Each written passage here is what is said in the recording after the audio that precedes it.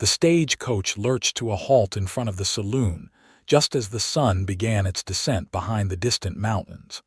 And Julia Franklin knew with absolute certainty that her carefully constructed life in Philadelphia had crumbled beyond repair the moment her husband's creditors had come knocking 3 months ago.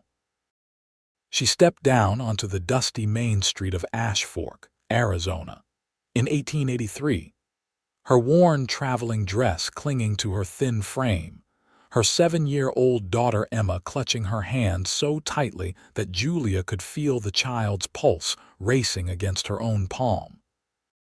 The town stretched before them like something from a fever dream, all weathered wood and sun-bleached paint, a collection of buildings that seemed to sag under the weight of the relentless desert heat.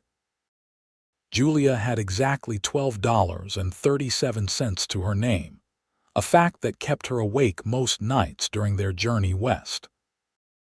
Her late husband Thomas had left behind nothing but debts and broken promises, dying from pneumonia the previous winter, and taking with him any illusions Julia had harbored about security or stability. His gambling had consumed everything they owned, and when the bank had seized their modest home, Julia had known she needed to disappear before the debt collectors decided that she might be able to work off what Thomas owed. The West had seemed like salvation then, a place where a woman might reinvent herself and keep her daughter safe from the grinding poverty that awaited them back east. The heat struck her like a physical blow as she gathered their meager belongings from the stagecoach driver. Emma pressed against her side, her small face already dusty and drawn with exhaustion. The child had barely spoken since they left Philadelphia, and Julia felt that silence like a knife between her ribs every single day. Emma had adored her father despite his failings, and his death had stolen something vital from the little girl, leaving behind a shadow of the bright, laughing child she had once been. "We will be fine here," Julia said, forcing brightness into her voice as she looked down at her daughter. "This will be a fresh start for both of us." Emma said nothing, her dark eyes scanning the unfamiliar street with barely concealed fear. Julia felt her heart contract painfully. She had promised Emma that everything would be better once they reached Arizona, that they would find work and a home and build a new life together. Now, standing in the dusty heat with the sun burning down on them and strangers staring at the two bedraggled newcomers, those promises felt impossibly thin. The boarding house was at the end of the main street, a 2-story structure that looked marginally more solid than some of the other buildings. Mrs. Harriet Wilson, the proprietress, was a stout woman in her 50s with sharp eyes and a mouth that seemed permanently set in disapproval. She looked Julia up and down with obvious skepticism when Julia explained that she was seeking both lodging and employment. "I can cook and clean," Julia said, hating the desperation she heard in her own voice. "I managed a household back in Philadelphia. I can do laundry, whatever needs doing. I am a hard worker, and I will not cause any trouble." Mrs. Wilson's gaze shifted to Emma, who stood silently beside her mother, her thumb dangerously close to her mouth in a gesture Julia recognized as regression from the confident girl Emma had been before Thomas died. "The child. She is well behaved and quiet," Julia said quickly. "She will not be any bother." "I run a respectable establishment," Mrs. Wilson said slowly. "I have been looking for help with the washing and the cooking, truth be told. My back is not what it used to be, and the gentlemen who board here expect their meals on time and their linens clean." She named a wage that was barely enough to cover room and board with a few coins left over, but Julia would have agreed to half that amount. They needed shelter and food, and she needed honest work that would keep them safe. "That would be more than acceptable," Julia said, relief flooding through her. "Thank you, Mrs. Wilson. You will not regret this, Mrs. Wilson sniffed but showed them to a small room at the back of the second floor, barely large enough for the narrow bed and washstand it contained. "You will share this room. Meals are at 6 in the morning, noon, and 6 in the evening. You will help prepare and serve them and clean up after. Laundry is done on Mondays and Thursdays. I expect you up by 5 to get the stove going for breakfast." Julia agreed to everything, grateful beyond measure for the roof over their heads and the honest work. That first night, she and Emma lay pressed together in the narrow bed, the heat still radiating from the walls despite the darkness outside. Emma's breathing was shallow and quick, and Julia knew the child was not asleep despite her closed eyes. "This will be a good place for us," Julia whispered, stroking Emma's dark hair. "You will see. We will make friends here, and you will go to school, and we will have enough to eat every day." Emma said nothing, but her small hand found Julia's and gripped it tightly. Julia held her daughter and stared up at the ceiling, praying that her words would prove true. The work was harder than anything Julia had done before. Mrs. Wilson ran the boarding house with military precision, and she expected Julia to keep up without complaint. Julia rose before dawn, each day to stoke the massive kitchen stove, and begin preparing breakfast for the dozen men who boarded there. Most of them were miners or ranch hands, rough men who came and went with little conversation, but they ate enormous amounts and generated what felt like mountains of dirty dishes and laundry. Emma helped where she could, setting tables and carrying lighter items, but the child remained silent and withdrawn, her eyes too large in her thin face. 3 weeks passed in this exhausting routine. Julia fell into bed each night so tired that she could barely think, her hands raw from lye soap and hot water, her back aching from bending over washtubs and cooking pots. Emma seemed to fade a little more each day, speaking only when directly addressed, her smile a rare and precious thing that Julia would have given anything to see more often. The other children in town tried to include her in their games, but Emma shrank from their invitations, preferring to stay close to her mother or sit alone in their small room. Julia worried constantly. The wage Mrs. Wilson paid her was barely enough to cover their most basic needs, and Julia knew that a single emergency, a sickness or injury or unexpected expense, would shatter the fragile security they had managed to build. She needed to find additional work, but there was precious little opportunity for a woman in Ash Fork. The saloon girls made decent money, she had heard, but Julia would rather starve than take that path, and the thought of what it would do to Emma made her physically ill.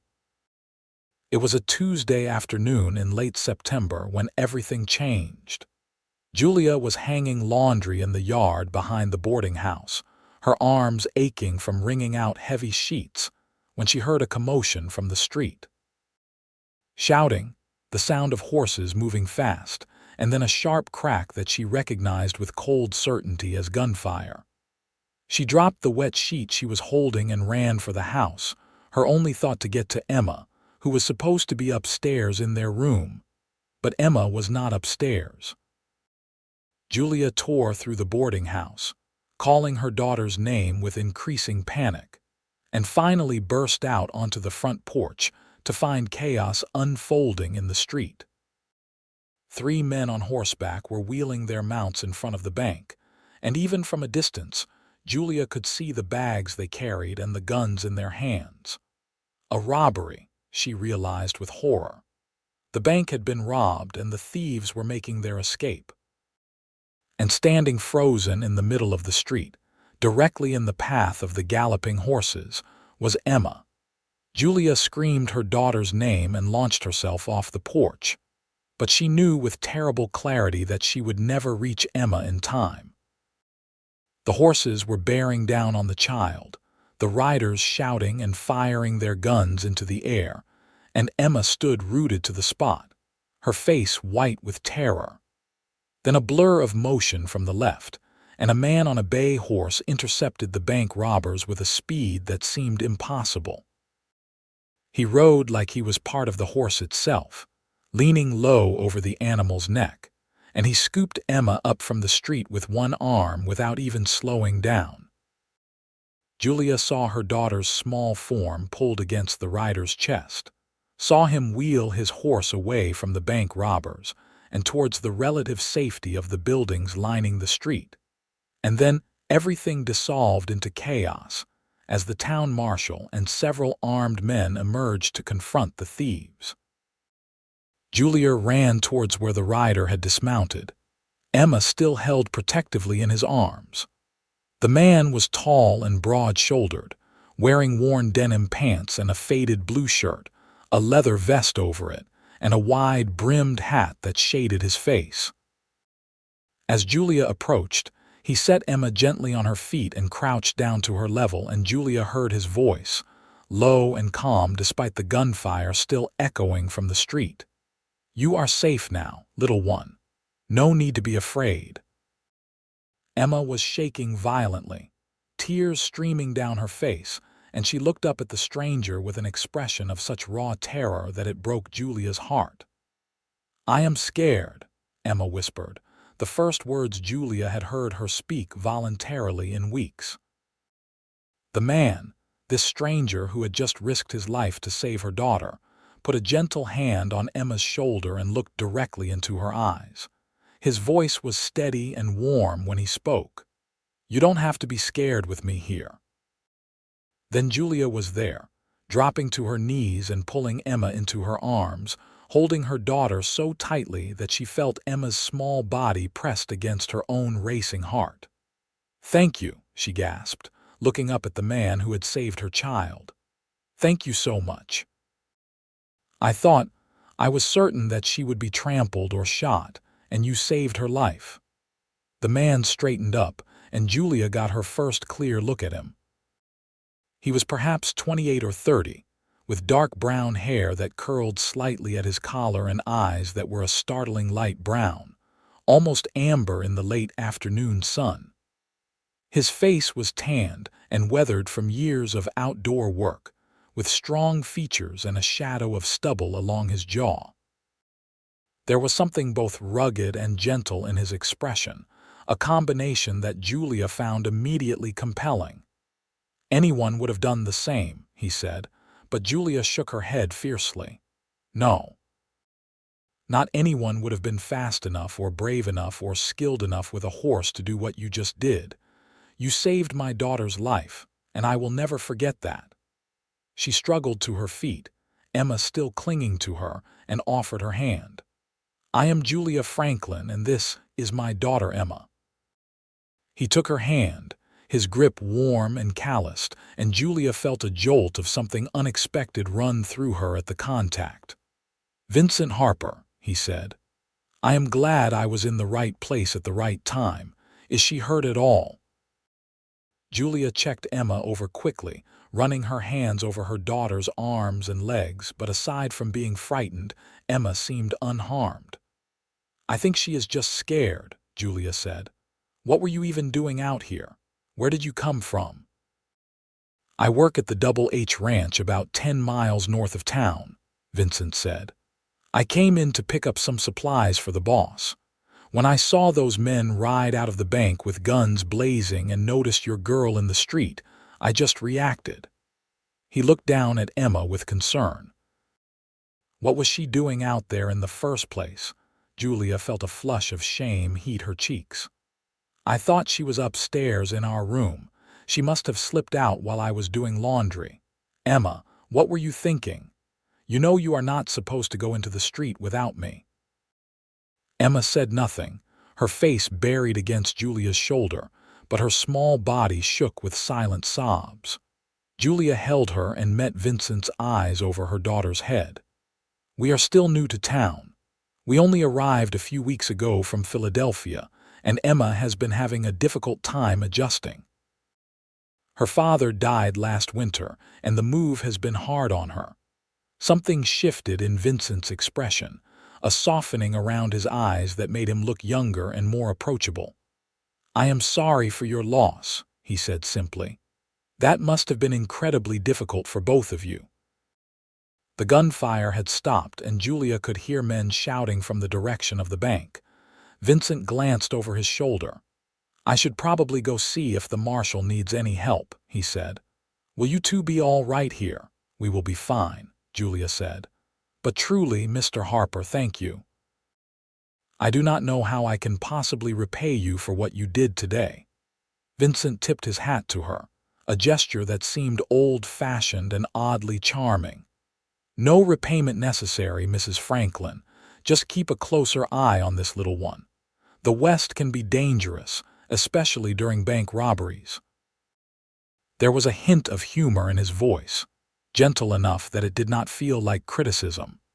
Julia watched him walk away towards the bank, leading his bay horse by the reins, and felt something unfamiliar stirring in her chest. She told herself it was simple gratitude, nothing more, but she could not deny that Vincent Harper had made an impression on her that went beyond his heroic rescue of Emma. There was something about him, a steadiness and competence and kindness that called to something deep inside her. That evening, after Emma had finally cried herself into an exhausted sleep, Julia sat on the edge of their narrow bed and allowed herself to think about Vincent Harper. She had not looked at a man with any kind of interest since Thomas died, and truth be told, she had not looked at Thomas that way for several years before his death. Her marriage had been one of convenience more than passion, entered into when she was 19, and Thomas was 23, both of them seeking stability rather than romance. They had been content enough at first, but Thomas's gambling and drinking had soured whatever affection they had shared, and by the time Emma was born, Julia had been more focused on protecting her daughter than trying to save her marriage. But Vincent Harper had stirred something in her with just a few minutes of interaction, and Julia did not know quite what to make of that. She told herself firmly that it did not matter. Men like Vincent Harper, competent and kind and handsome, probably had women lining up for their attention.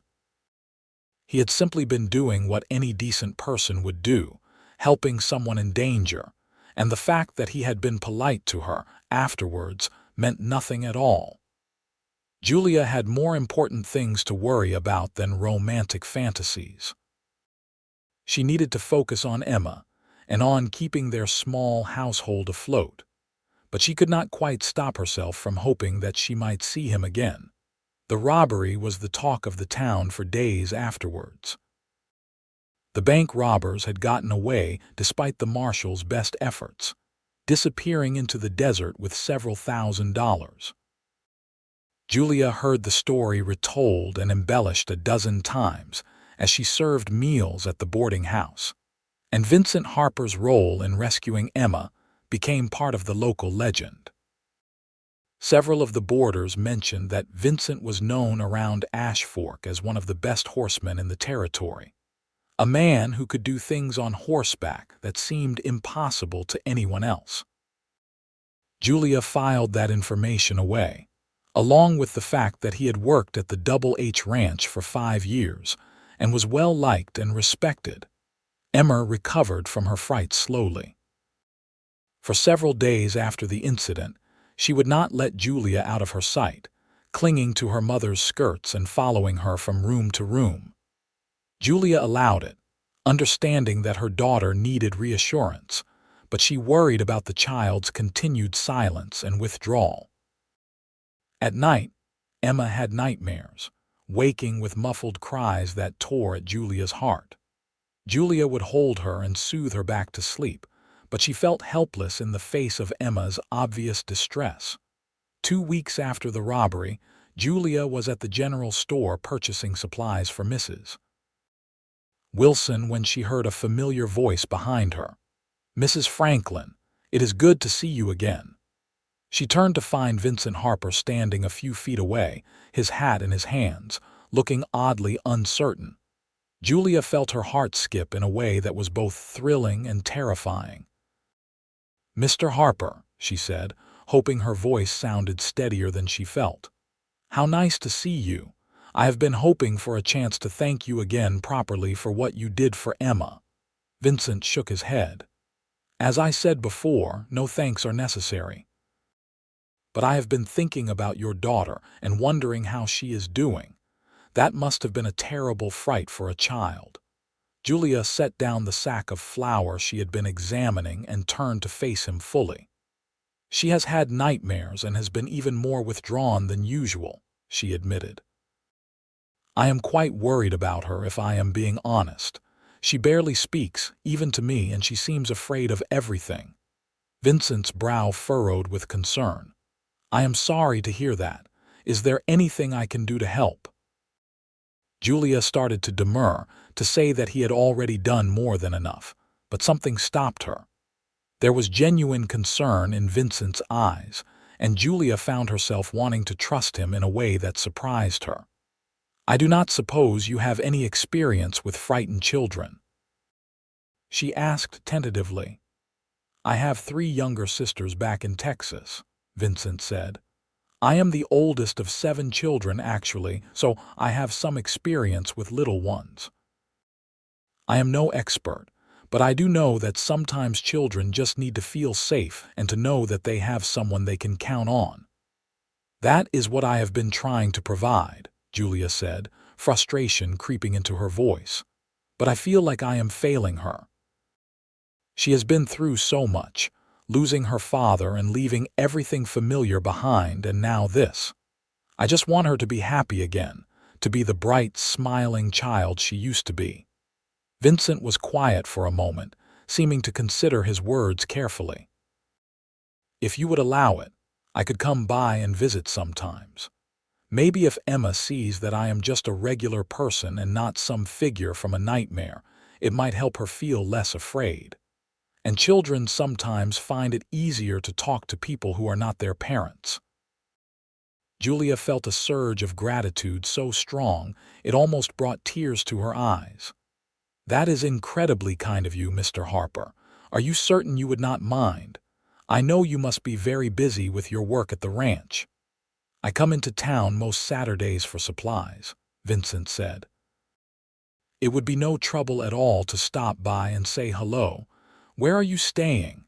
"At the boarding house at the end of Main Street. Mrs. Wilson's place.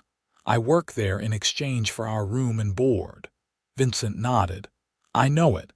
Would this Saturday be all right? Perhaps I could bring Emma a small gift, something to cheer her up."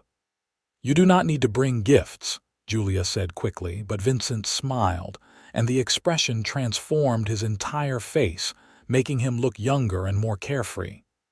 "I want to," he said simply. "Every child deserves a bit of spoiling now and then." That Saturday, Julia found herself watching the street from the boarding house window with an anticipation that felt dangerously close to excitement. Emma was sitting on the floor of their room, playing listlessly with a rag doll that Julia had made for her, when Vincent Harper rode up on his bay horse just after noon. Julia's heart did a strange little flip in her chest at the sight of him, and she forced herself to take a deep breath before heading downstairs to meet him. Vincent was tying his horse to the hitching post when Julia emerged onto the porch. He looked up and smiled at her, and Julia felt warmth spread through her chest. "Mr. Harper," she said, "thank you so much for coming. Please call me Vincent," he said. "Mr. Harper makes me feel like my father." He pulled a small package wrapped in brown paper from his saddlebag. "I brought something for Emma if she is up for a visitor. She is upstairs. Let me go get her." Julia hurried back inside and up the stairs, her mind racing. She found Emma exactly where she had left her and knelt down beside her daughter. "Emma, sweetheart, do you remember Mr. Harper? The man who helped you when you were scared in the street?" Emma's head came up, her dark eyes widening slightly. She nodded, a tiny motion that Julia almost missed. "He has come to visit you, and he has brought you a gift. Would you like to come downstairs and see him?" For a long moment, Emma did not move. Then, slowly, she got to her feet and took Julia's hand. Julia led her daughter downstairs and out onto the porch, where Vincent was waiting patiently. He crouched down when he saw Emma, bringing himself to her eye level, just as he had done on the day of the robbery. "Hello, Emma," he said gently. "I have been thinking about you and hoping you were feeling better. I brought you something I thought you might like." He held out the wrapped package. Emma looked at her mother, and Julia nodded encouragingly. Slowly, Emma reached out and took the package. Her small fingers fumbled with the string, and Vincent helped her unwrap it without taking over completely. Inside was a small wooden horse, beautifully carved and polished to a deep shine. Emma's eyes widened, and for the first time in weeks, Julia saw a spark of genuine interest in her daughter's face. "It is beautiful," Julia breathed. "Vincent, did you make this?" Vincent nodded, looking slightly embarrassed. "Wood carving is a hobby of mine. I thought Emma might like to have a horse of her own, even if it is just a small one." Emma held the wooden horse carefully, running her fingers over its smooth surface. "Do you like it?" Vincent asked. Emma nodded, and then, so quietly that Julia almost missed it, she whispered, "Thank you." Julia felt tears prick her eyes at the sound of her daughter's voice. Vincent's face broke into a wide smile. "You are very welcome, Emma. I am glad you like it." They sat on the porch for a while, Vincent telling Emma stories about the horses at the Double H Ranch and about his own childhood in Texas. Emma listened with her usual silence, but she held the wooden horse the entire time, and Julia could see that she was paying close attention to every word Vincent said. After about an hour, Vincent said he needed to finish his errands, but he promised to come back the following Saturday if Emma would like him to. Emma looked up at him with those big, solemn eyes and nodded. Vincent tipped his hat to both of them and rode away, and Julia stood on the porch with her arm around Emma's shoulders, feeling something shift in her chest. Hope, she realized. For the first time since Thomas died, she felt genuine hope that things might actually get better. Vincent became a regular visitor over the following weeks. Every Saturday, he would ride into town and spend an hour or two with Emma, bringing small gifts and telling stories and just being a steady, kind presence in her life. Slowly, painfully slowly, Emma began to emerge from her shell. She started speaking more, first just to Vincent and then gradually to Julia as well. Her nightmares became less frequent, and Julia sometimes caught her smiling when she played with the wooden horse Vincent had given her. Julia found herself looking forward to Vincent's visits with an intensity that both thrilled and frightened her. She told herself that she was just grateful for his kindness to Emma, that her feelings were nothing more than appreciation for a good man helping her daughter. But she could not deny the way her pulse quickened when she saw him riding up Main Street, or the way she found herself taking extra care with her appearance on Saturdays, pinning her dark hair more carefully, and wearing her one good dress instead of her usual work clothes. It was the middle of November when Vincent first asked if he could take Emma riding. They were sitting on the porch of the boarding house, Emma between them on the steps, and Vincent had been telling them about a new foal that had been born at the ranch. "She is the prettiest thing you have ever seen," he said to Emma. "Legs like a newborn fawn, all wobbly and uncertain, but with the sweetest disposition. Her mama is one of the gentlest mares we have, and I think the foal is going to take after her." Emma looked up at him with obvious interest. "Can I see her?" she asked, the words coming more easily than they had even a week ago. Vincent glanced at Julia, a question in his eyes. "Would you like to come out to the ranch sometime? Both of you, I mean. I could show you around, introduce you to the horses. We could make an afternoon of it." Julia's first instinct was to refuse. The idea of imposing on Vincent's hospitality, of taking up more of his time than he had already generously given, made her uncomfortable. But then she saw the hope in Emma's face, the first real excitement she had shown about anything in months, and Julia found herself nodding. "If you are certain it would not be an imposition, we would love to come." "It would be my pleasure," Vincent said, and the warmth in his voice made Julia's heart flutter. "How about next Saturday? I can come by in the morning and drive you out in the ranch wagon. The ride is too long for Emma to manage on horseback, but the wagon will be comfortable enough. Mrs. Wilson gave Julia Saturday afternoon off with a pinched expression that suggested she considered the request frivolous, but she did not actually refuse. Julia spent the week in a state of nervous anticipation that she tried unsuccessfully to hide. She washed and mended their best clothes, braided and rebraided Emma's hair a dozen times while practicing styles, and generally behaved like a woman preparing for something far more significant than a simple trip to see some horses. Saturday morning arrived clear and bright, with the November air carrying just a hint of coolness that was a relief after the brutal heat of summer. Vincent appeared promptly at 9 o'clock, driving a sturdy wagon pulled by 2 horses. He helped Julia and Emma up onto the seat, and Julia found herself acutely aware of his hand on her elbow, the casual strength with which he lifted Emma as if she weighed nothing at all. The ride to the Double H Ranch took about an hour, and Julia found herself relaxing as they left the town behind. The desert landscape was beautiful in its own stark way, all red rock and scattered sage, with mountains rising in the distance against a sky so blue it almost hurt to look at. Vincent pointed out landmarks along the way and told them stories about the ranch and the men who worked there. Emma sat between them, her wooden horse clutched in her hand, listening with rapt attention. The Double H Ranch was larger and more prosperous than Julia had expected. The main house was a sprawling adobe structure with a wide porch and real glass windows, surrounded by corrals and outbuildings. Vincent explained that the ranch ran about 5,000 head of cattle and employed 20 men year-round, more during roundup and branding season.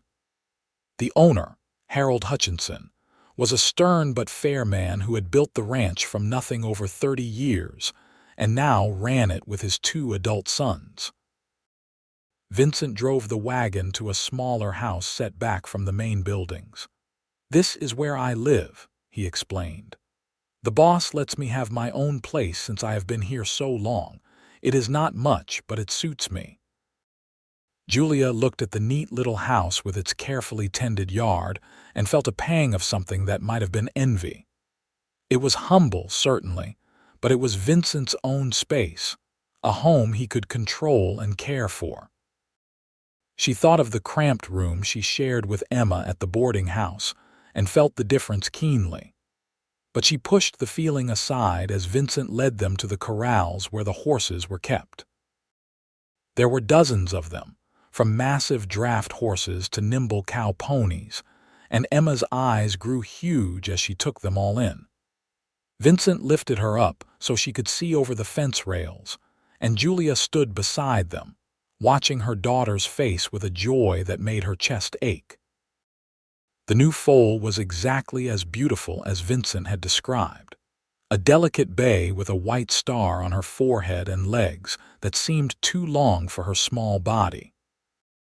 She stayed close to her mother, but when Vincent made a soft clicking sound, she picked her way over to the fence on those wobbly legs and sniffed at his outstretched hand. "Would you like to pet her?" Vincent asked Emma. At her eager nod, he lifted her carefully so she could reach over the fence. Julia held her breath as Emma's small hand extended towards the foal, but the little horse was gentle, allowing Emma to stroke her soft nose without pulling away. The smile that spread across Emma's face was like sunrise after a long night, and Julia felt tears sting her eyes. "She is so soft," Emma breathed, and Vincent grinned. She is, isn't she? Her mama is one of my favorites. I helped deliver this little one about 6 weeks ago. They spent the afternoon at the ranch, and Julia felt more relaxed than she had in months, perhaps years. Vincent introduced them to Harold Hutchinson, a gruff man in his 60s who softened noticeably when he met Emma. "Any friend of Vincent's is welcome here," he said. "That man is the best hand I have ever had, and I have been ranching for more than 30 years. Vincent looked embarrassed by the praise, but Julia filed it away, adding it to the growing list of things she knew and admired about him. He was respected by his employer, skilled at his work, kind to children and women, patient and gentle but clearly capable and strong. With each passing week, Julia found herself more drawn to him, and the realization both excited and terrified her. They ate lunch on the porch of Vincent's little house, simple fare that Vincent had prepared himself, bread and cheese and apples with water from his well. Emma chattered more than Julia had heard her speak in months, telling Vincent about the things she saw around the ranch and asking endless questions about the horses and cattle. Vincent answered each question seriously, treating Emma like an adult worthy of real conversation, and Julia loved him a little bit for that. The thought struck her with unexpected force, and she nearly choked on the bite of bread she was chewing.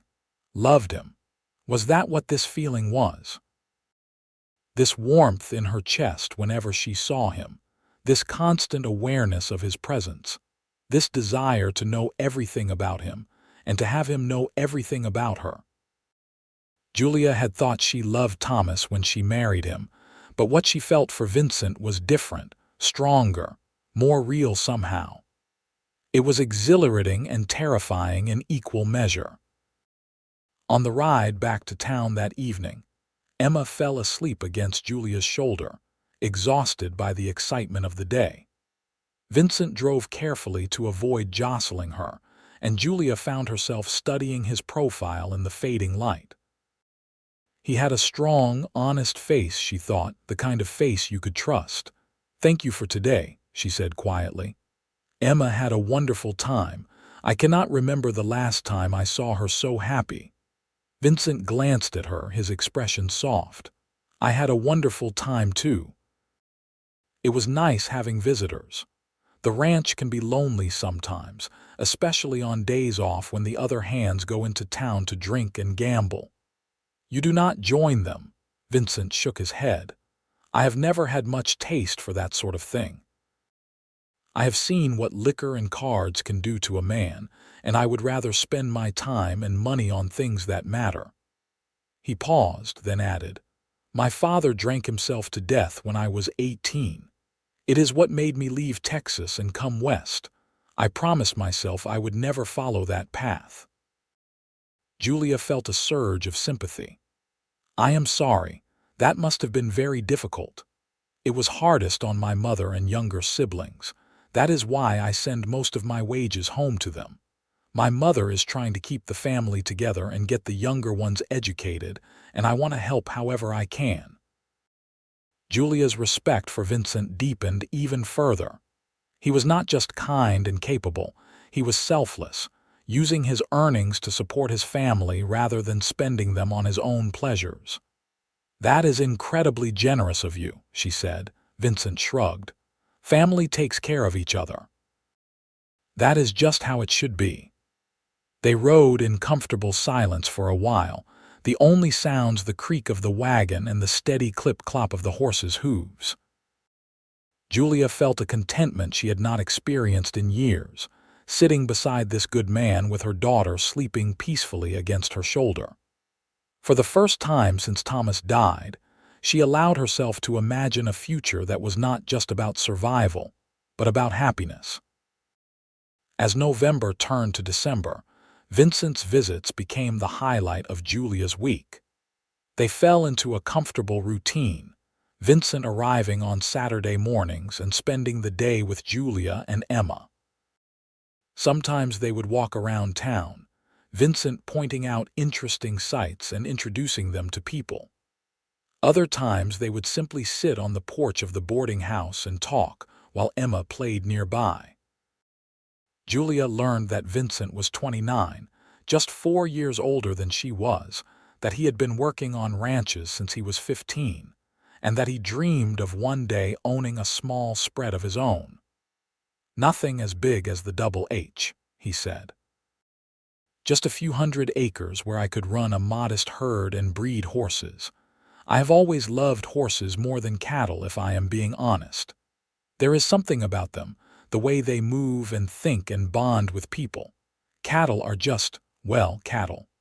Julia laughed at his expression of distaste. "I think that sounds like a wonderful dream. Do you think you will be able to do it someday?" Vincent hesitated.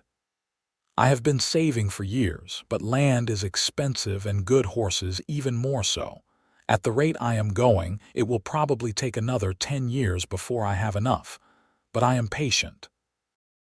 I know what I want, and I am willing to work for it." Julia admired his determination and his willingness to delay gratification for a greater goal. It was so different from Thomas, who had wanted everything immediately and had been willing to gamble away their future for the chance at a quick windfall. Vincent's steadiness was incredibly appealing, and Julia found herself imagining what it would be like to be part of his dream, to help him build that ranch and breed those horses. It was a dangerous fantasy, she knew. Vincent had given no indication that his feelings for her went beyond friendship and concern for Emma. He was unfailingly polite and proper, never overstepping boundaries or making her feel uncomfortable. But sometimes, Julia caught him looking at her with an expression she could not quite read, and her heart would race with a hope she was afraid to acknowledge. December brought cooler weather to Arizona, though nothing like the harsh winters Julia remembered from Philadelphia. Emma continued to blossom, her nightmares fading and her natural cheerfulness slowly returning. She still clung to Julia more than she had before Thomas died, but she was also learning to trust Vincent, running to greet him when he arrived each Saturday and chattering to him about everything that had happened during the week. 2 weeks before Christmas, Vincent arrived with a small evergreen tree strapped to the back of his wagon. "I found this growing up in the mountains," he explained. "I thought Emma might like to have a Christmas tree. I know it is not much, but I figured we could decorate it together." Julia felt tears prick her eyes at his thoughtfulness. "Vincent, that is so kind of you. We have not had a proper Christmas tree in years." She did not add that Thomas had usually pawned anything of value long before Christmas arrived, leaving them with nothing to decorate even if they had had a tree. They set the tree up in the common room of the boarding house, Mrs. Wilson grumbling but not actually forbidding it, and spent the afternoon making decorations from scraps of fabric and paper. Vincent carved small ornaments from wood, his skilled hands creating stars and angels and tiny animals with remarkable speed. Emma made chains from paper and helped Julia sew fabric scraps into colorful balls. By the time they were finished, the little tree looked festive and cheerful, and Julia's heart felt fuller than it had in longer than she could remember. That evening, after Emma had gone to bed, Julia found Vincent still in the common room, gathering up the scraps from their decorating. She moved to help him, and they worked in companionable silence for a few minutes before Vincent spoke. "Julia, I need to tell you something." The serious tone in his voice made Julia's heart skip with apprehension. She straightened up, clutching the fabric scraps she had collected, and met his eyes. "What is it?" Vincent set down the papers he was holding and turned to face her fully. "I care about you, about both you and Emma. These past few months, getting to know you, spending time with you, it has meant more to me than I can properly express. I look forward to Saturdays all week long, and I find myself thinking about you even when I should be concentrating on my work." Julia's breath caught in her throat. Vincent, he held up a hand, gently stopping her. Please, let me finish. I know your situation is difficult. I know you are still grieving your husband and trying to build a stable life for Emma. I do not want to make things complicated for you. But I needed you to know how I feel, because I cannot keep pretending that I see you only as a friend. You have become incredibly important to me, and if there is any chance that you might feel the same way, I would very much like to court you properly. Julia stared at him, her heart pounding so hard she was sure he must be able to hear it. Everything she had been feeling for weeks, all the hopes and fears she had tried to suppress, came rushing to the surface. I do feel the same way, she said, her voice barely above a whisper. I have been feeling the same way for weeks now, but I was afraid to say anything. You have already done so much for us, and I did not want you to feel obligated or pressured. The smile that spread across Vincent's face was like nothing Julia had ever seen. It transformed him completely, making him look young and joyful and almost unbearably handsome. You thought I might feel obligated. Julia, spending time with you and Emma is the best part of my week.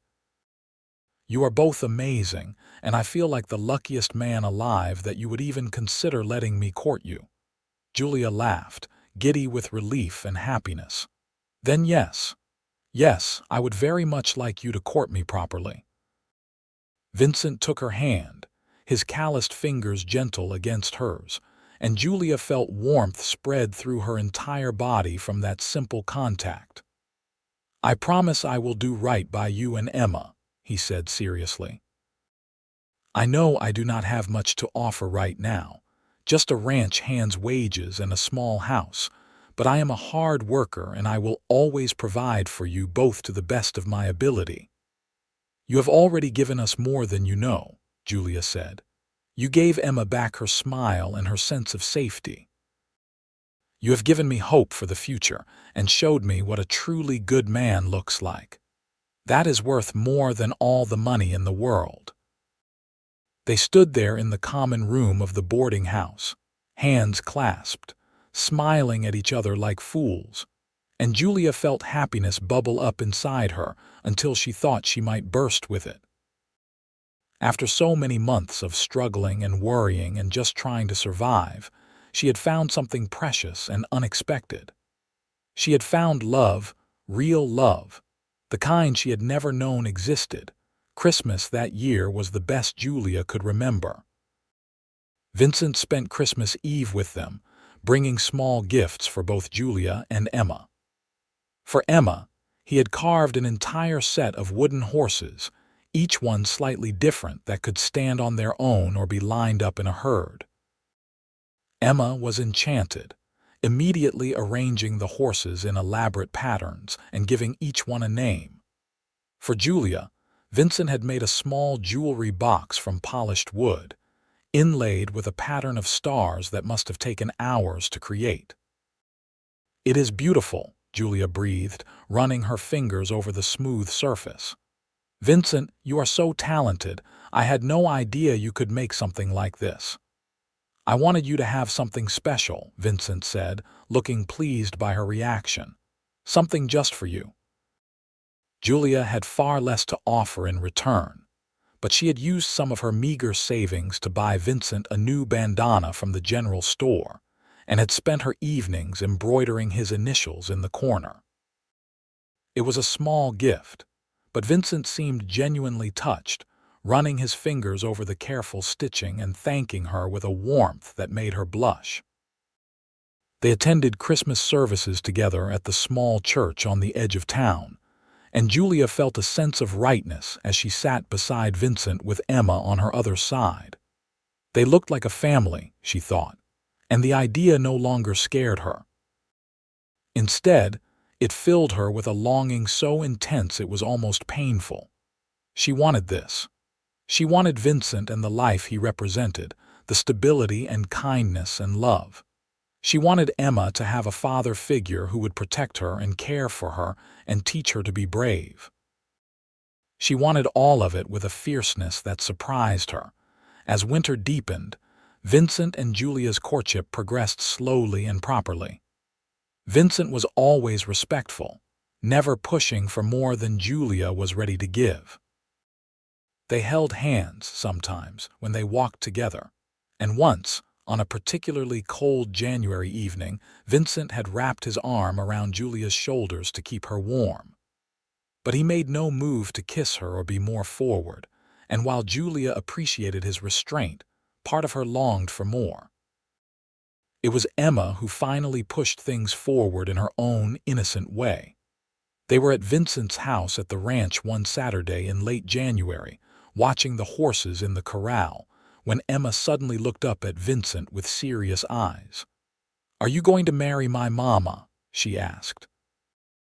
Julia felt her face flame with embarrassment. "Emma, that is not an appropriate question to ask." But Vincent crouched down to Emma's level, his expression gentle and honest. "Would you like it if I married your mama?"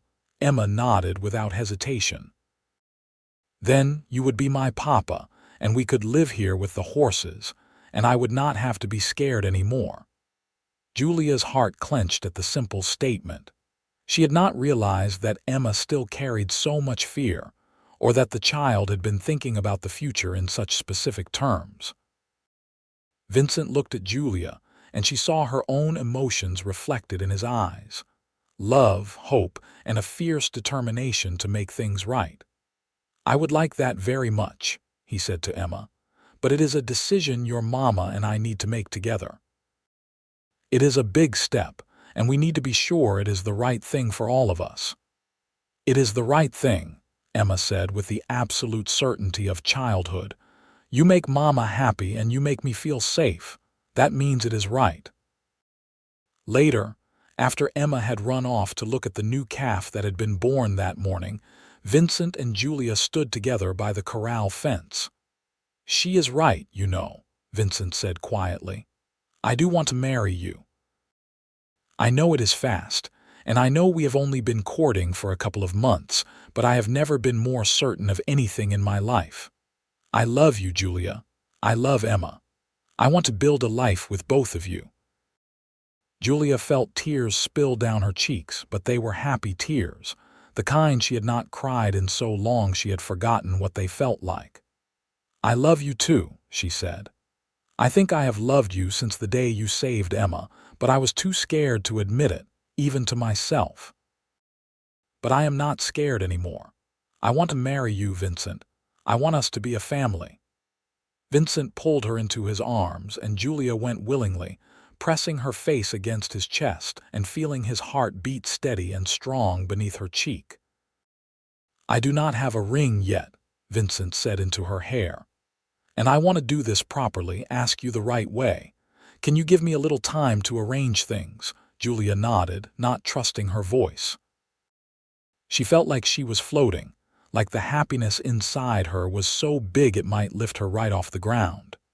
After everything she had been through, all the loss and fear and struggle, she had found this. She had found Vincent and he loved her, and they were going to be a family. 2 weeks later, Vincent took Julia and Emma back to the ranch on a Sunday afternoon. Julia thought it was just another visit, but when they arrived, she found the small house cleaned and decorated with wildflowers in jars and candles on every surface. Vincent helped them down from the wagon, but instead of heading to the corrals as they usually did, he led them to the house. Inside, he had prepared a simple but elegant meal: roasted chicken and vegetables and fresh bread. They ate together at Vincent's small table, Emma chattering happily about the horses while Julia tried to calm the butterflies in her stomach. She knew something was happening, could feel it in the careful way Vincent had arranged everything, but she was not sure exactly what. After dinner, Vincent asked Emma to go outside and check on the new foal. Emma skipped off happily, leaving Julia alone with Vincent. He took both her hands in his and looked into her eyes with such tenderness that Julia felt her breath catch. "Julia Franklin, You have changed my life in ways I never imagined possible. You and Emma have brought joy and purpose to my days, and I cannot imagine my future without both of you in it. I am just a ranch hand without much to my name, but I promise to work hard every day to give you and Emma the life you deserve. I will protect you, provide for you, and love you with everything I have for as long as I live." He released one of her hands and pulled a small box from his pocket. "Will you marry me?" Inside the box was a simple gold band with a small diamond. It was not elaborate or expensive, but to Julia it was the most beautiful thing she had ever seen. "Yes," she said, her voice choked with emotion. "Yes, Vincent, I will marry you." Vincent slipped the ring onto her finger, and then he did what Julia had been hoping for and pulled her into his arms.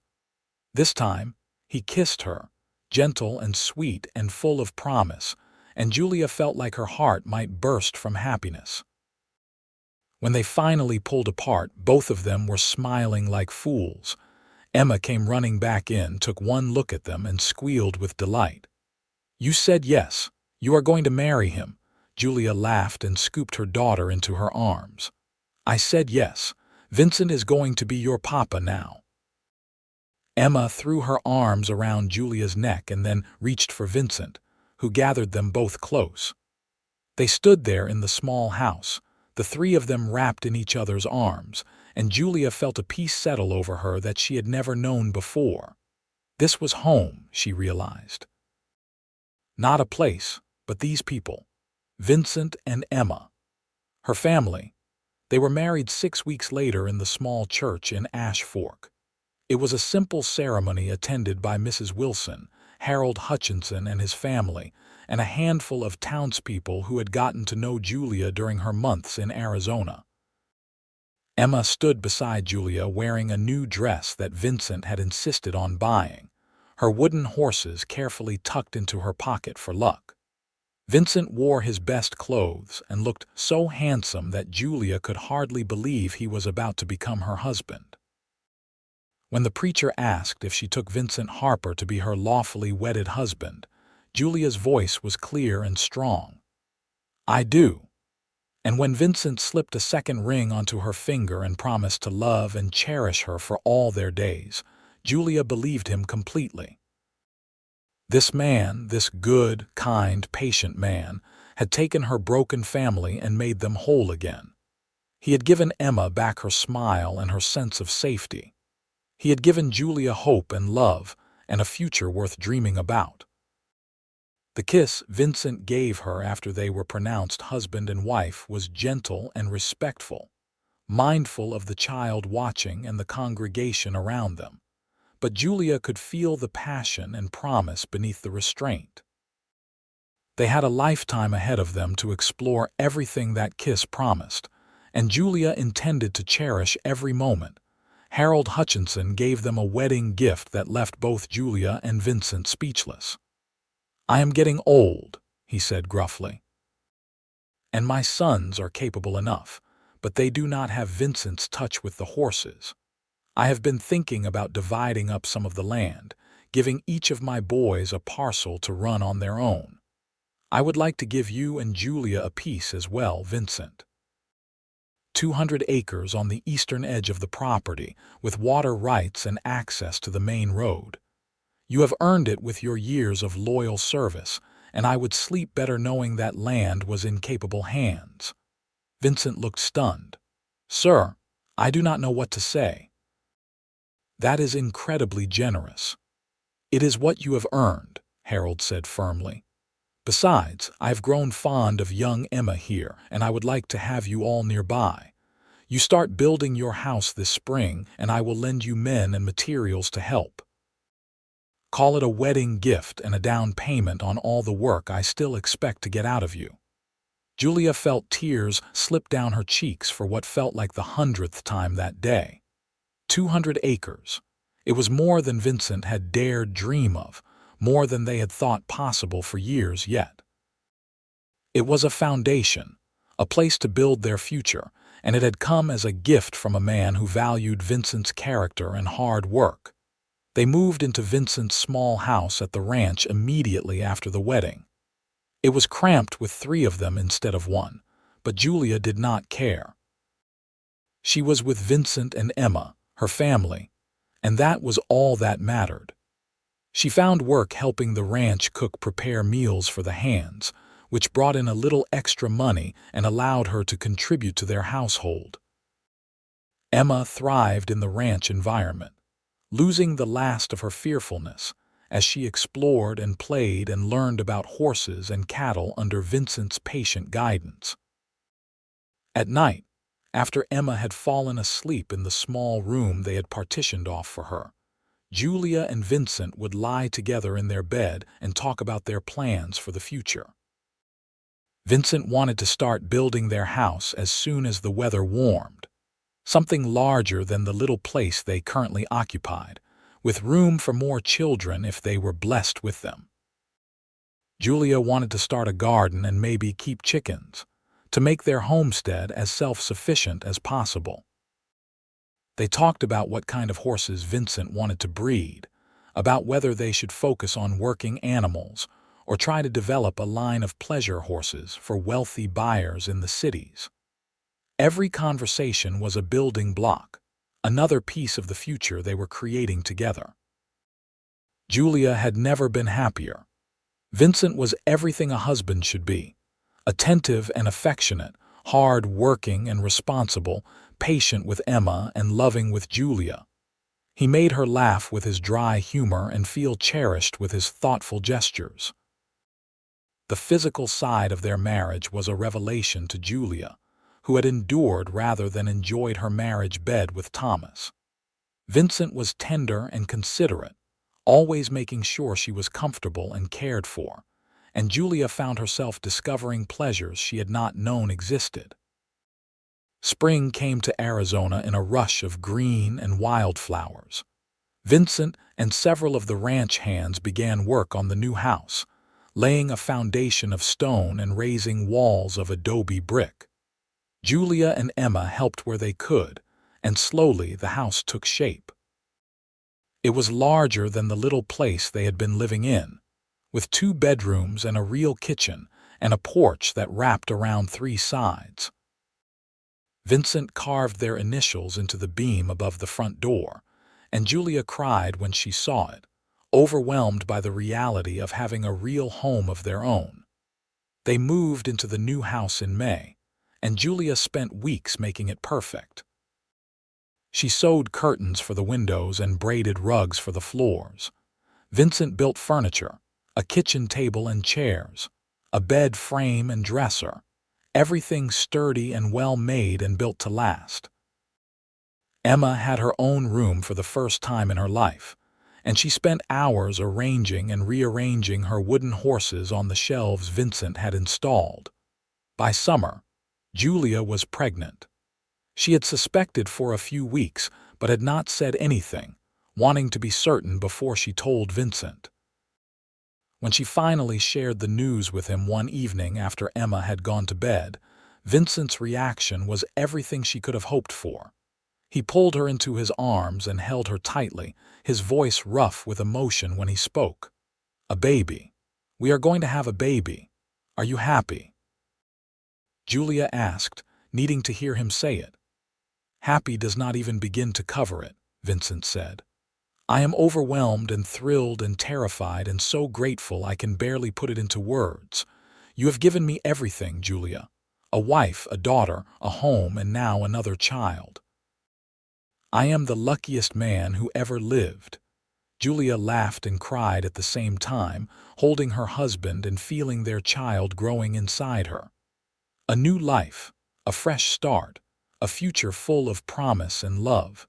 It was more than she had ever dared to hope for. Emma was delighted at the prospect of becoming a big sister. She chattered endlessly about what they should name the baby and what she would teach them, and how she would help take care of them. Julia and Vincent listened with amusement and love, marveling at how far Emma had come from the silent, frightened child who had arrived in Ash Fork less than 2 years before. The pregnancy progressed smoothly through the summer, and into the fall.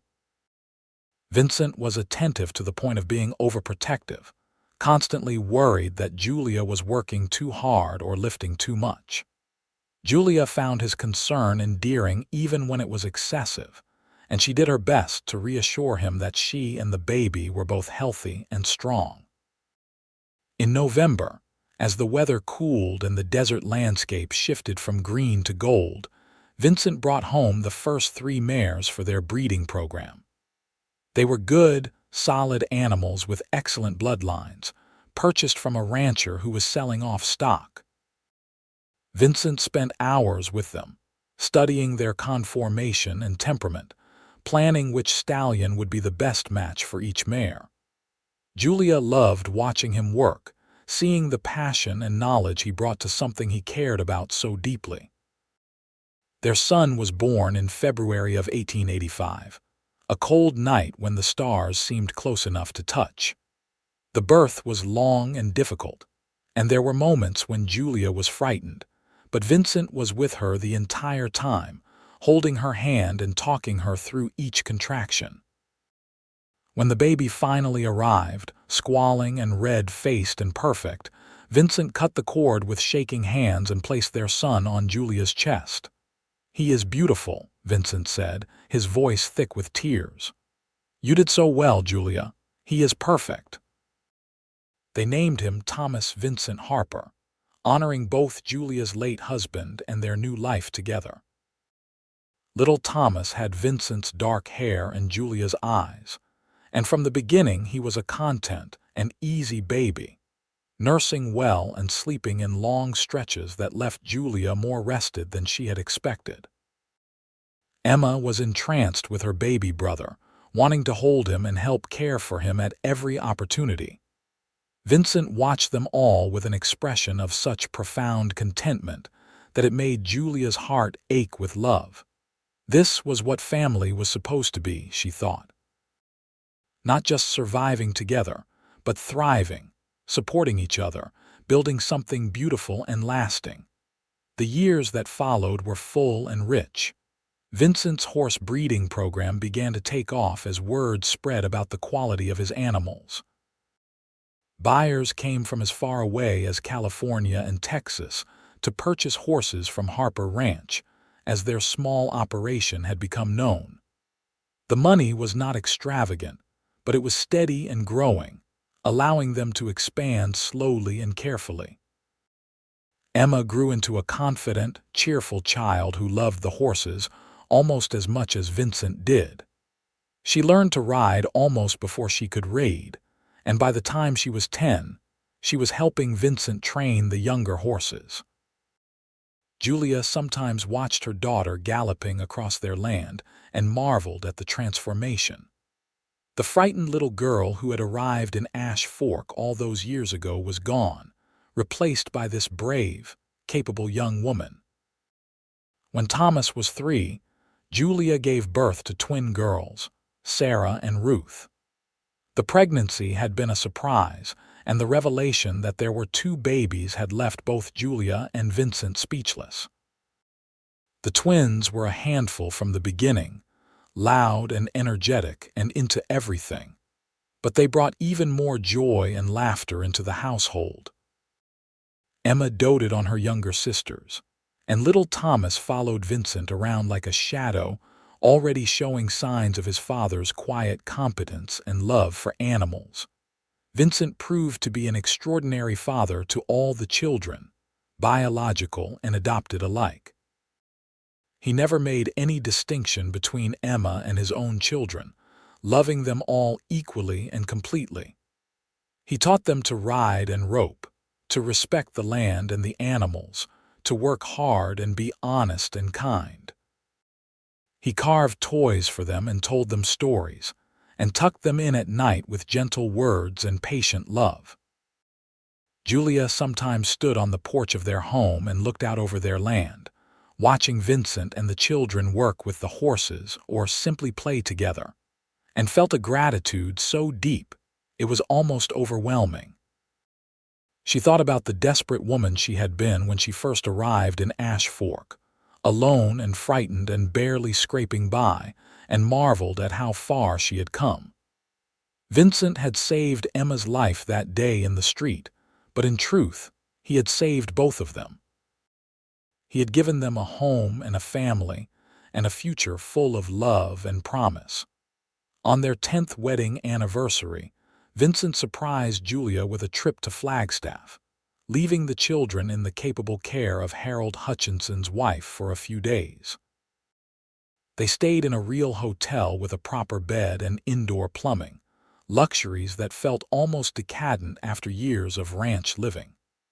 Vincent took her to dinner at a nice restaurant and bought her a new dress from a shop that sold ready-made clothing.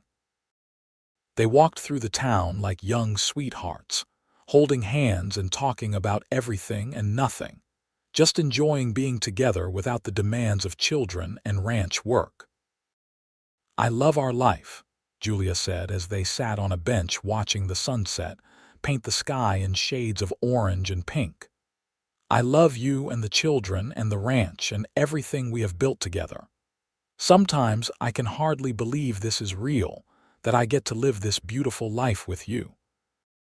Vincent put his arm around her shoulders and pulled her close. "I feel the same way. Every single day I wake up grateful for you and for what we have. You and the children are everything to me, Julia. You are my whole world."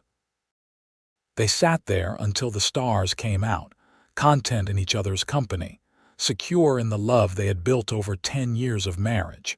Julia thought about Emma's words from all those years ago, the simple statement that had proven so profoundly true. "You make Mama happy, and you make me feel safe. That means it is right." The child had understood what Julia herself had been too scared to believe, that Vincent was the right man, the right choice, the one who would make their lives whole. The children grew and thrived. Emma turned 18 and married a young veterinarian who had come to Arizona to establish a practice, a kind man named Peter who loved horses almost as much as Emma did. Vincent walked Emma down the aisle with tears streaming down his face, and Julia stood beside him, equally emotional. Their oldest daughter was starting her own life, but she would be staying in the area, close enough to visit often and remain part of the family. Thomas grew into a serious, thoughtful young man who had inherited his father's gift with horses and his mother's compassionate heart. The twins were spirited and adventurous, constantly getting into mischief, but always together, an inseparable pair who communicated in half sentences and shared glances. Vincent expanded the ranch slowly over the years, purchasing adjacent parcels when they became available, building his herd of breeding horses into something truly remarkable. Harper Ranch became known throughout the territory for producing horses of exceptional quality and temperament. Vincent's reputation as a horseman grew, and he was often called upon to train difficult animals or consult on breeding programs for other ranchers. Julia continued to work alongside him, managing the household and helping with the business side of the operation. She kept the books and handled correspondence with buyers, her neat handwriting and head for figures proving invaluable as the ranch grew. Together, they were a team in every sense of the word, each supporting and complementing the other. On their 20th wedding anniversary, their children threw them a surprise party, inviting friends and neighbors from all over the territory. Harold Hutchinson, now in his 80s but still sharp, gave a toast that left Julia in tears. 20 years ago, I gave Vincent and Julia a piece of land as a wedding gift. I thought I was being generous, but the truth is they have given me far more than I ever gave them. I have watched them build something beautiful on that land, not just a successful ranch but a family and a legacy. They have shown everyone who knows them what true love and partnership look like, and they have raised children who will carry those values forward into the next generation. I am honored to call them friends. Julia looked around the room at all the faces, people who had become part of their lives over the years, and felt her heart swell with gratitude and love. She caught Vincent's eye across the room, and he smiled at her, that same warm, steady smile that had captured her heart all those years ago. He made his way through the crowd to her side and took her hand. "Dance with me," he asked. Julia laughed. "There is no music." "Then we will make our own," Vincent said, and he pulled her into his arms and began to sway gently. Around them, their friends and family laughed and applauded, and Julia rested her head against her husband's chest and listened to his heartbeat, strong and steady and true. The years continued to pass, bringing changes and challenges, but always undergirded by the solid foundation of love and commitment that Julia and Vincent had built. There were hard times, droughts that tested their resources and illnesses that frightened them, but they faced everything together, drawing strength from each other and from their faith in the life they had created. Emma had 3 children of her own, and she brought them often to the ranch to visit their grandparents and learn from Vincent about horses. Thomas took over more and more of the day-to-day operation of Harper Ranch as Vincent got older, proving himself to be a more than capable steward of what his father had built. The twins eventually went away to school in San Francisco, both of them wanting to see something of the world beyond Arizona. But they came home for holidays and summers, and Julia knew that the ranch would always be their anchor, the place they would return to no matter how far they wandered. Vincent's hair turned silver, and Julia developed laugh lines around her eyes from years of smiling. Their hands became weathered and worn from decades of work, but they still fit together perfectly, fingers intertwining with the ease of long familiarity. They still sat on the porch in the evenings, watching the sunset paint the desert sky in glorious colors, talking about their day and their children and their dreams for the future. On their 30th wedding anniversary, Julia woke to find Vincent already awake, watching her with an expression of such tender love that it made her breath catch. "Good morning, my beautiful wife," he said, reaching out to tuck a strand of gray hair behind her ear. "Good morning, my love," Julia replied, smiling at him. 30 years. Can you believe it?" "Some days it feels like a lifetime," Vincent said. "And other days it feels like just yesterday that I pulled a frightened little girl out of the street and met the woman who would change my life forever." Julia felt tears prick her eyes. After 30 years, Vincent could still make her cry with his sweetness. "You changed my life too, you know. You and Emma and I, we were barely surviving when we came to Ash Fork. We were broken and scared and hanging on by our fingernails. You put us back together. You gave us a home and a family and a life worth living." Vincent gathered her into his arms, and Julia settled against his chest, listening to the heartbeat that had been her comfort and her anchor for 3 decades. "I love you, Julia Harper," he said. "I have loved you from almost the first moment I saw you, and I will love you until my last breath and beyond." "I love you too," Julia whispered. "Forever and always." They lay there together as the sun rose over their land, warming the earth and beginning another day. Outside, Julia could hear the horses moving in the corrals and the distant sound of Thomas calling to someone. Life continued, as it always did, but for this moment, Julia allowed herself to simply be present with her husband, grateful beyond measure for every day they had been given together. The ranch continued to thrive under Thomas's management, and Vincent gradually stepped back from the daily work, content to advise and watch his son carry forward what he had started. He spent more time with his grandchildren, teaching them to ride and carve wood and love the land the way he did. Julia gardened and kept the house and doted on the grandchildren when they visited, finding joy in this new phase of life. They celebrated their 40th anniversary surrounded by children and grandchildren, A house full of love and laughter, and the kind of chaos that comes with a large, happy family. Emma's oldest daughter was getting married soon, making Julia and Vincent great-grandparents in all but name. The twins had both married and settled in California, but they came home for the celebration, bringing their husbands and regaling everyone with stories of life in the city. Julia looked around the table at all the faces, the family that had grown from that desperate beginning in Ash Fork 4 decades before, and felt complete. This was what life was supposed to be, she thought. Love and family and legacy, all woven together into something beautiful and lasting. Vincent caught her looking and winked at her, and Julia felt her heart flutter the way it had when she was a young woman falling in love for the first time. After 40 years, he could still make her feel like a girl with a crush, and she loved him all the more for it. As evening fell and the family began to disperse, Vincent and Julia walked out onto the porch, their customary ending to every day. The desert stretched before them, painted silver by moonlight, and the horses moved quietly in their corrals. From inside the house, they could hear Emma helping to clean up and Thomas telling one of the grandchildren a story.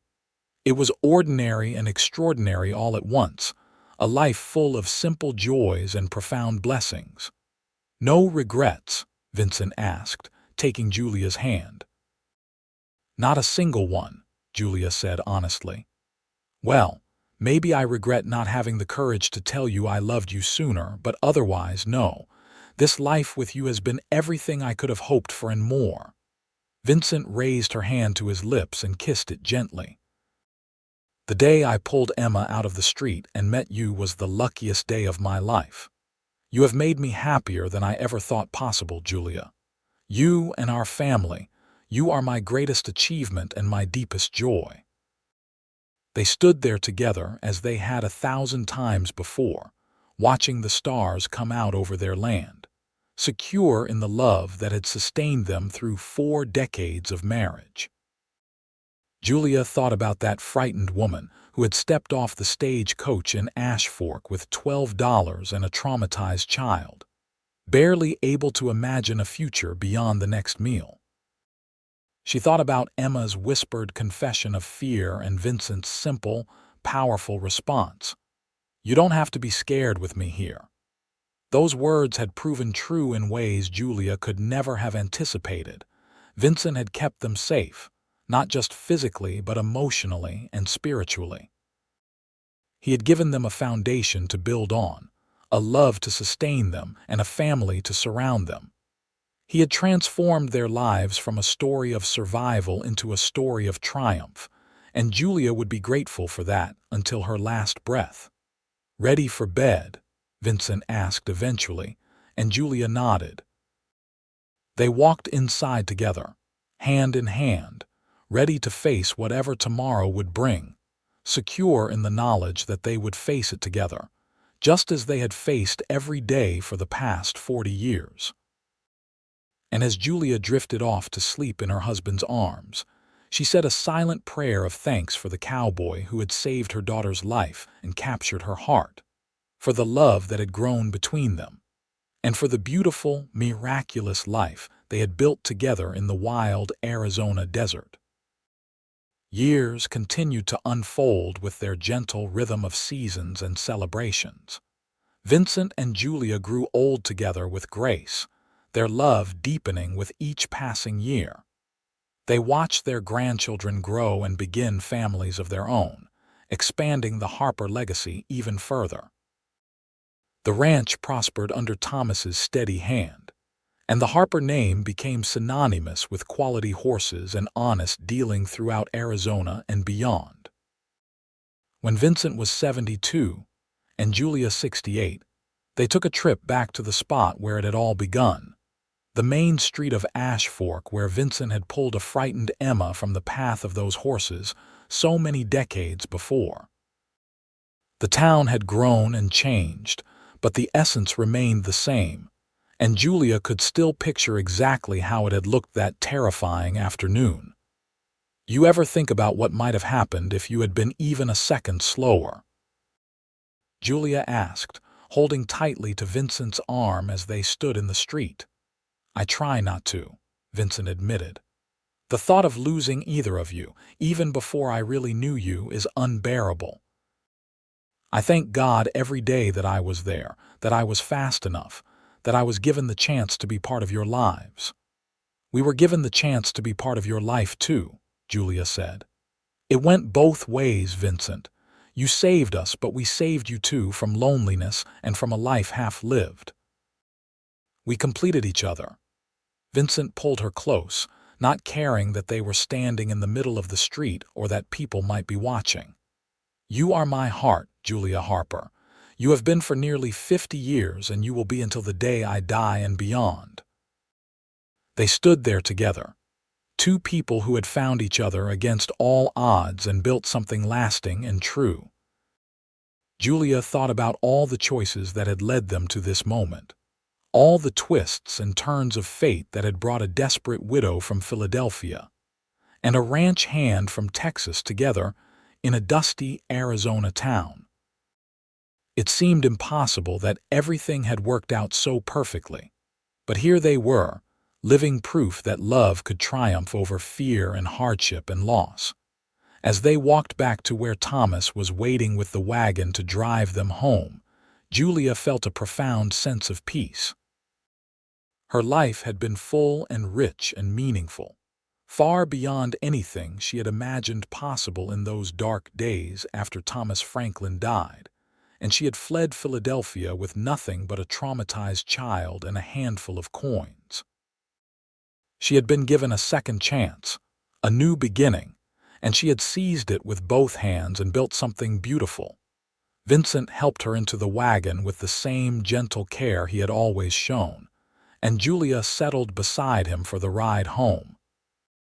Their home, the place they had built together, filled with love and memories and the laughter of children and grandchildren.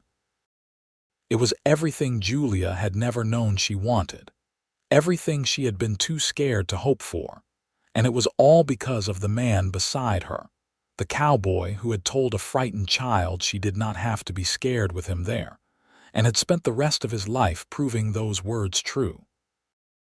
As the wagon rolled through the desert towards the ranch, Julia leaned against Vincent's shoulder and watched the landscape roll by, this harsh and beautiful land that had become her home. The sun was setting, painting the sky in glorious shades of gold and crimson, and Julia thought about endings and beginnings, and the long, beautiful middle that she and Vincent had shared. "I love you," she said simply, the words as true now as they had been the first time she had said them 47 years before. "I love you too," Vincent replied, his voice steady and strong despite his years. "Forever and always, my Julia, forever and always." And as they rode towards home together, surrounded by the land they loved and heading towards the family who waited for them, Julia knew with absolute certainty that she had lived a good life, a life full of love and purpose and joy. She had been blessed beyond measure, and she would be grateful for that blessing until her very last breath. The Harper Ranch continued to flourish for generations, a testament to the love and hard work of the couple who had founded it. But more than land or horses or material success, Vincent and Julia's true legacy was the family they had created, a family built on love and trust and the unshakable belief that together they could overcome anything. They had proven that love could heal trauma, that courage could overcome fear, and that sometimes the most beautiful love stories begin with a simple act of bravery and a promise to always be there. And in the end, that was enough. More than enough. It was everything.